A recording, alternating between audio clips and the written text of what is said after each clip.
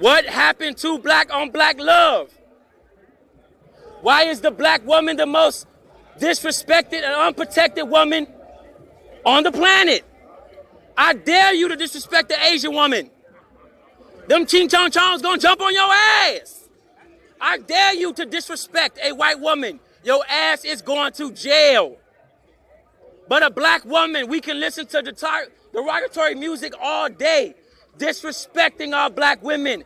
How, black man? Your mother is black.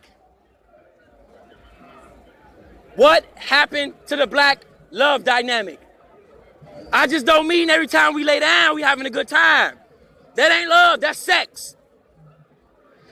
Peace, peace, black family. So we have a queen. Come on over here, queen. And she's representing at the carnival today with her Sierra Leone flag. That's very unusual because usually it's a Caribbean thing. So what made you want to connect to the diaspora? You are a part of the diaspora. But what made you want to connect and come here today? We're all one. Okay.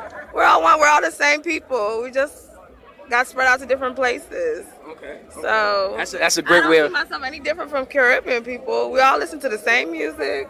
They was playing African music in there.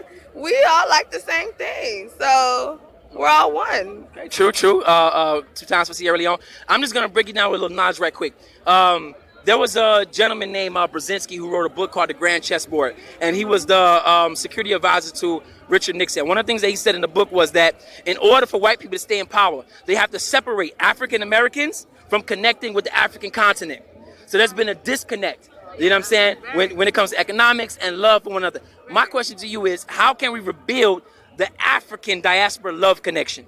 By education and stop showing the videos of little babies feeding their children and all that. Show the beautiful parts of Africa. Show how Africa is glamorous. Don't just show the little poor parts and the little kids that have flies flying around them. People think like, when they think of Africa, when you're born in America, you're like, you thinking of this poor place and poor people who don't have anything, but you don't realize how rich Africa is, how much the agriculture they have, and how much fun they have. Clubs, they have more fun than we do here. So I think they need to show that aspect of Africa. They need to educate people in school and show them that there's different things going on besides just little kids who are hungry and got flies flying around them. You know what? And that's a great point, and I appreciate that. But the oppressor, the people who run social media, will never show us how great the homeland is because they don't want us to return to Africa because they are benefiting from the minerals and the gold, the diamonds, the coltan, and all the things we benefit. So they have to create this negative image of Africa so we won't want to go back,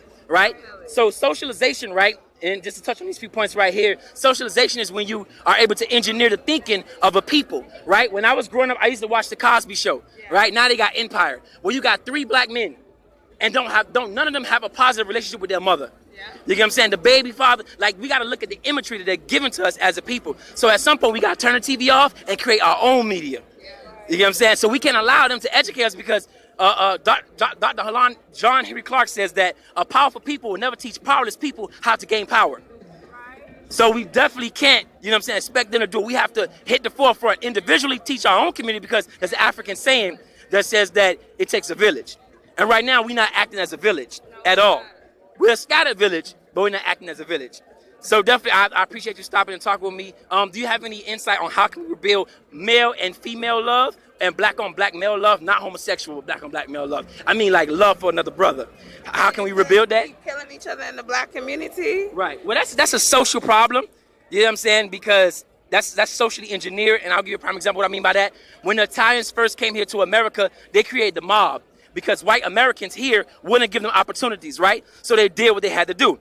I grew up here in Miami. They had something called the Cocaine Cowboys, where they kill 1,000 white Cubans and black Cubans every year because of discrimination and racism. We fall in that same category. We're not given opportunity by white racist society. So our only problem in the world is racism, white supremacy. Right here on this board, I have tragedies that took place on the continent. What takes here on the continent? Beheadings. This just happened in West Africa where a European went there and he was feeding black prostitutes to his anaconda snake. Right? In South Africa, they're practicing, they're putting black people in caskets and burning them alive. Okay? So when we look at what's taking place throughout the diaspora, we're being tortured. Right here I have lynchings, old lynchings, and then I have modern lynchings. Right here in Mississippi, a man's head was just cut off and put on a porch, a black man. So when we say, oh, that's our ancestors, that's not us, that's not happening to us today, it is happening to us. We are our ancestors. You get what I'm saying? So, getting off topic, I'm sorry. I got something to say. Y'all want to say something? No? Okay. So just to end that, how can we rebuild that male and male-female love? Because the greatest weapon for us to thrive as a people is the love that we have for one another. And if you destroy our love, you'll be able to destroy that to people. Because Harriet Tubman had a strong, profound love for her people. That's why she kept going back to the Underground Railroad to free more Africans. So how can we rebuild that love? Queen, talk to me. I don't know how we can rebuild it. The only thing I know is that it starts with us. That's all I know, that it starts with us, everybody. We just need to spread the love. Hopefully, it will reach everybody else. Amongst us, though. It has to be amongst us because, and this is not practicing hate or racism, but if you look at us as a diaspora, everybody benefits from our multiculturalism standpoint. Everybody benefits from us. Oh no, love the Asian, love the Arab. They come in the community. They don't live in our community. They open up stores and they kind of eat off of us, right? Black people in America bring $1.7 trillion to the American economy, and we only spend 2% with other African people. I personally feel like people just, like, I could look at her and be like, oh, she thinks she cute, she's this, she's that. I'm judging her, just looking at her, and I don't even know her. Right? You know what I mean? People just judge each other, especially in the Black community, African community as well. I'm African, but at the same time, we all face the same problems. You know what I mean? Like, why would I feel like she's not beautiful? Because I'm slimmer than her. It stems from judgment. And you know what though? That's a social thing. The reason being because there's something called social theory learning, right? Where people learn from their environment. We're being taught everything from a Eurocentric standpoint, right? Everything has a historical meaning behind it. The reason why Black people may not like her is because we've been taught this dynamic of light skin, dark skin. You know what I'm saying? Willie Lynch syndrome. So until we understand the historical meaning behind some of the things that we go through, we'll never be able to face them as a people. And it needs to start from home. Teach your kids properly. You teach your kids, love who you are. You come first. When you see somebody else in the street, treat them as you want to be treated. People state that over and over again, but they don't practice it. Educate yourself. Once again, education is important. So let's keep educating our kids and ourselves. We keep learning every day as we grow. You know what I mean? We could go to school, get the degree, get the good job, get the money, but you still learn every single day. So let's just keep educating ourselves. Now, let me ask you just another question off topic. Have you seen anybody with this flag right here since you guys been here, this red, black, and green flag? I was going to ask you, what country is that? I haven't seen it yet. That's the first time. This flag is actually inspired by a gentleman named Marcus Garvey, who was a Jamaican, who came from Jamaica here to America, and he noticed that the problems that he was facing in Jamaica with the British are here and systemic here in America. So what he realized is that we're all African throughout the diaspora. Actually, he actually inspired, Kwame Nkrumah from Ghana? Kwame Nkrumah read Marcus Garvey's book, The Opinions and Philosophies of Marcus Garvey, and that inspired him to go back to Africa and free up Ghana from colonialism. So this is just a Pan-African flag, meaning, because my mother's Haitian, meaning that no matter where you are in the diaspora, we're African. And I notice a lot of issues too, you might not see this, amongst people from Zimbabwe and South Africa. And then you have people from Haiti and Jamaica who don't get along, right? That cultural Willie Lynch syndrome. How can we get past these flags? Because I love them, they're cute, they're nice. But the only flag that we should be worrying about is this flag right here. I mean, even Africa's divided. Like, from how I see it, Africa's divided because you have people from Ethiopia, Morocco. They don't even consider themselves African sometimes because they have this lighter complexion. They feel like they're different. They're better than us. Arabs don't. Yes. Morocco, Egypt. Yeah, they come with that. They come with that psychology. And it's all about how we're all raised to think that the darker complexion is not as good as the lighter complexion. And it's like, it like she said, it starts within us. It starts at home. It starts with the way you teach your kids. Like, especially with a lot of the things that we're, like, even Black people who are making money, we're not pouring none of our money into our community. It's all going outside. It's going everywhere else. You're supporting other people, but we don't support each other. And I think it just starts with supporting our own people. Okay. And I love what you said, Queen. Give me a little hug on that. I love what you said. But there was a book that came out in 1936 called The Miseducation of the Negro. And if you like Lauryn Hill, she actually read that book and it inspired her to write her album, The Miseducation of Lauryn Hill. That book was written by Carter G. Woodson, who was the founder of Black History Month. It was Black History Week. And what he did is he realized that Africans will be miseducated, right? He has a line in the book where he says that Africans go to school to study economics and they go open they go off and they go work for a company, right? When foreigners come here to America, they study Africans and become rich by studying our culture and benefiting us. Like even with this event, none of this money is going to, and I'm not condemning anybody that came out here. I'm not condemning, but I'm saying none of this money is going to the Black community. So what we gotta do is organize within our community and do this shit at a park. Take all that money that we get from that park interview and put it back into our community. Because nobody gonna save us. Not nobody religion, Jesus not gonna save us.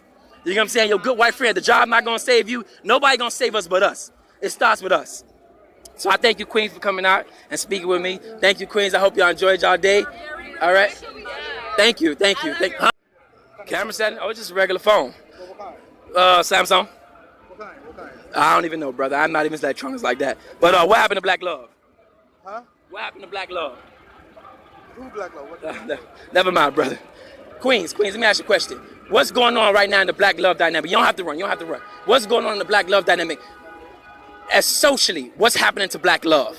You get what I'm saying? I noticed that we're in dire distress. Only 1 out of 12 Black women will get married in a lifetime. The rest will become baby mothers or be single their whole life. Do we understand what's going on to us psychologically is the question I'm trying to ask to you.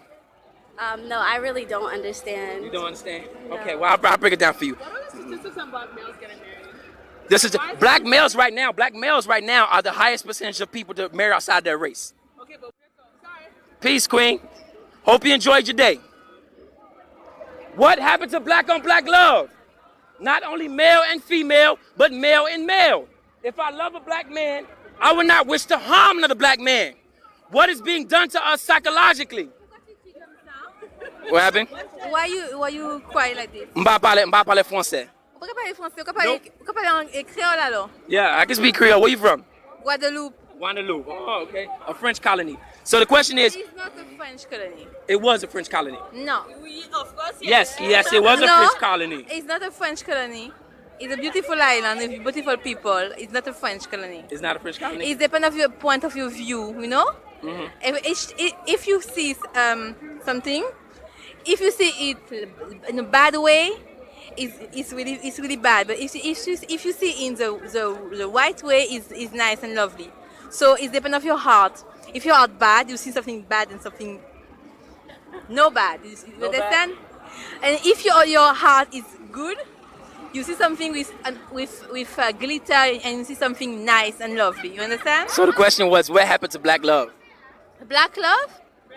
What is Black love is still, yeah. It exists, yes. Black men are the highest percentage of men to marry outside of their race. Only 1 out of 12 black women will ever get married. Why not? Why? Why you did that?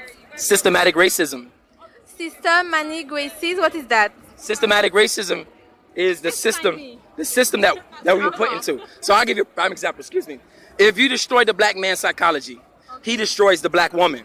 And when he destroys the black woman, he destroys the black family, right? In sociology... And you think me I'm something destroyed because I might think like this? What are you? Are you mixed?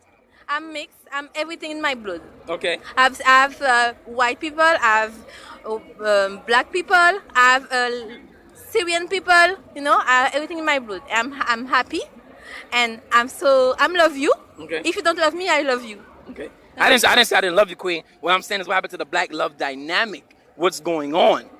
The black love dynamic exists. You know, I see the black love dynamic, excuse my English. I see the black love dynamic each day and more than the weekend pace. Where can we find this black love dynamic at? In the media? I'm seeing it everywhere. Where do you see it at? Because I'm not seeing it. I'm seeing it with my... I would love to. Yeah, with Islam. What I'm saying is, okay, for example... I'm explaining you. When the weekend came, everybody helped Dominica, everybody helped St. Martin because we are a black family, you know? We are Highland, we are French Island, we are Sister Island, we have English Island, we have no Right. colony. But why do we have to wait to a natural disaster to help each other? We should be helping African people or the Caribbeans every day, But right? every day we do that. Yes, every day we do that. No. I love you, sister, but that's not true. You know what? That's not true. I work with a lovely girl from Trinidad and Tobago, and for me it's my sister, and we work each other. She coming to Guadeloupe to work. I'm going to Trinidad to work with her, and it's love too. Yes, but that's individualist. That's an individual step. I'm saying as a group, because we don't suffer from our problems as individuals. We're talking about as a group. Why don't we show that love? But I understand what you say. But if you see, like I'm explaining you, if you see only always the bad thing, you can see the good thing, and sometimes you have some good thing is happen. You understand that? I don't know if my English is good. No, perfect. You're saying we should not see the cup as half empty. We should see it as half full. I'm not live in a wonderful world. I know there are a lot of things bad, but I think if each person work for that, it will be nice. You understand what I mean? I think it's not necessary to always speak about the bad thing. I think if somebody speak about the right thing, if you have only 1 on a 1 million bad thing, this one thing good can grow up. Okay. Understand? It's my philosophy. I understand yours, but it's my philosophy. I think we can focus on the bad thing. We can focus on the right thing, and when we focus on the right thing grow up and coming more important than the bad thing. Okay. Well, thank you. I appreciate your point of view. Can I have a hug? Thank you, sister. Thank you very much. All right. I hope you enjoyed yourself. She is think like you. She hates white people. Go ahead. What's your name, sister? My name is Joanna. And you say your man thinks just like me? Yes, he's actually trying to explain to me everything you are doing right now. He's trying to explain to me. So I am growing from him because he's teaching me all the black history right now. We are doing a good work about that. Because our history as a people makes us who we are, right? It's no coincidence that our women are the biggest purchasers of synthetic hair and makeup because it comes from a history of self-hatred. Do you know what I'm doing in life? I am a natural hairstylist. I just opened a business 3 years ago doing only natural hair and trying to explain to the women that they are beautiful like they are. Do not change who you are, where you're from. You should be clapping for that. Yes.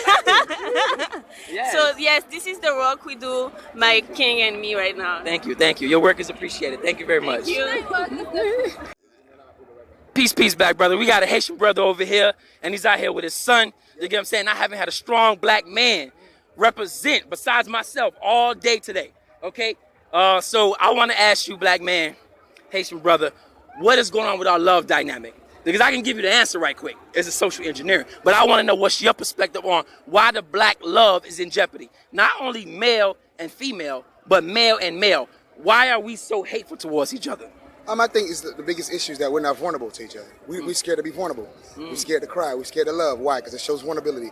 We're scared to look weak. Yeah. If you will. You know what I mean? And it's not their fault. It's probably a culture situation. You know, we've been brought up, you got to be strong. If a brother cry, you weak. If a brother loves, you weak. The only person we can love is a woman. But we can't love a brother. Yeah. It's been a long time, raising up my dad. This is my son.